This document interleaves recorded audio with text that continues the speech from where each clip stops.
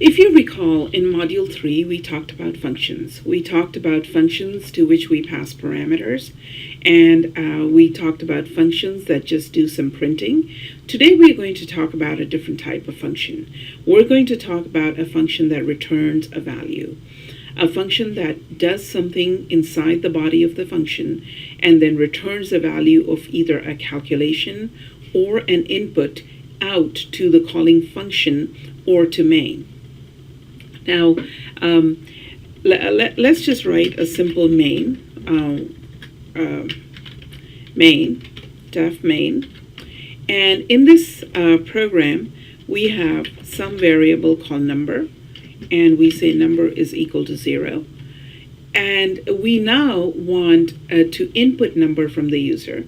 So one of the ways we can do this is number is equal to int input. Please enter a positive number.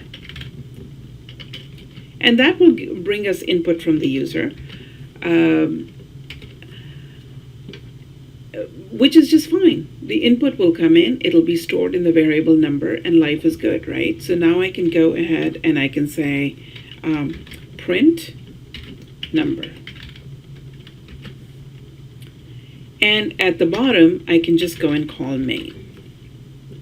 Right? Now, what if I wanted to input 10 different numbers at 10 different times? I wanted to write a reusable function whose only job is to input a number and return it out, enter a positive number. So, well, then I can write another function here, and I can say def get input. And get input doesn't take any parameters. And get input has a local parameter. We'll call it num is equal to. And what we're going to do is just take this line, cut it out of here, and put it here. Please enter a positive number.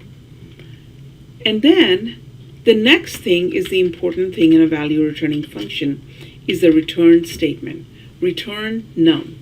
Return tells the function to return to the calling program a value that's written after the return statement.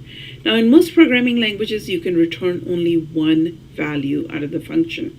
We'll see later when we get to tuples how in Python you can actually return more than one value. Right, now, this function is returning a value. It's throwing out the value num out of the function. We have to catch it somewhere. It has to be either caught in a print or it has to be caught in an assignment. So here, instead of saying number is equal to int input, we just say get input. We make a call to function get input. Number is equal to get input. The way this will work is function get input will be called. The statements in function get input will be processed, and the return statement will execute, and num will be returned, and whatever the value was in num will be sent into the variable number. Let's just print out here num in function.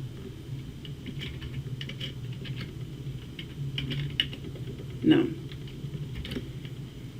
And then we are just going to print a blank line, and then we say return num. And here we say print number. So let's go ahead and run the module.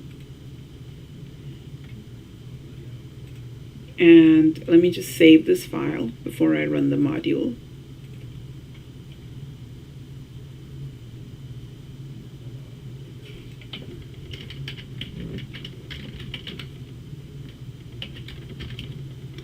And now that I've saved the file, I'm going to go ahead and run it. And I'm told, please enter a positive number. So I write 23. And it says num in function 23. And this value is now transferred to number, which also contains 23.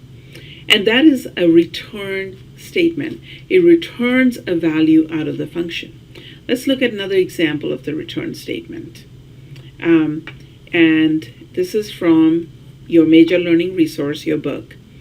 This is the sales price program. Discount percentage, which is a constant, a global constant. How do we know it's global? Because it's defined above main, outside of all functions.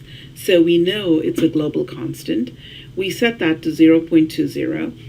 And in main, we call a function get regular price. What does get regular price do? It says price is equal to float input, enter the item's regular price, return price.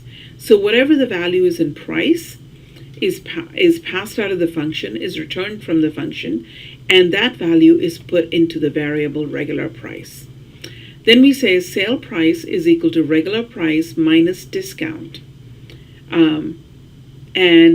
For discount, we pass in the regular price as a parameter to discount. And here is the function discount. Function discount takes in the price, and it says return price multiplied by discount percentage. Now remember, price is a formal parameter.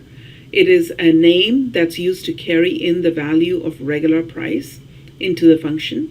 And we say return price multiplied by discount percentage. And that is returned. That the result of that calculation is returned, and that result is put into sale price.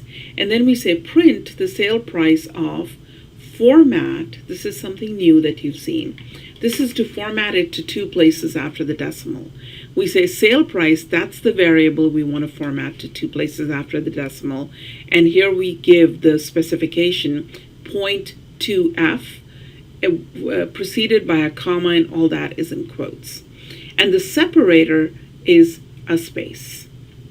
Separator between this value that's being printed out and this string. And thus we don't need to insert a space before the $sign. So let's go ahead and run this module and see what's happening. And we say enter the item's regular price. We say it's $66.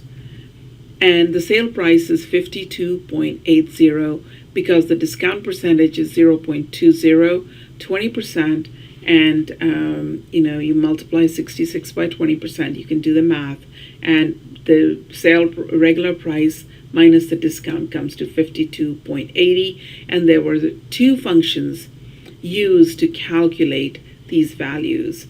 And then print out, the printout was done in main, and then all we do here is make a call to main. I hope you enjoyed this video. In the next one, we will talk about random numbers, and we will also talk about storing functions in modules. Thank you.